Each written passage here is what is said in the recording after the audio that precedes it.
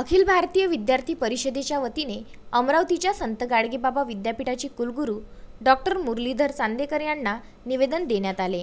या निवेदनामध्ये गेल्या काही दिवसापूर्वी अवकाळी पावसाने विभागातील अनेक जिल्ह्यात अतिवृष्टी झाल्याने त्यात शेतकऱ्यांचे मोठे नुकसान झाले। त्यामुळे शेतकऱ्यांवर आर्थिक संकट कोसळले आहे आणि म्हणूनच शेतकऱ्यांच्या मुलाची सरसकट परीक्षा शुल्क माफ करण्याचा उल्लेख करण्यात आला असून ही मागणी मंजूर करण्याची विनंती केली आहे। मागणी मान्य न केल्यास आंदोलनाचा इशारा देण्यात आला आहे।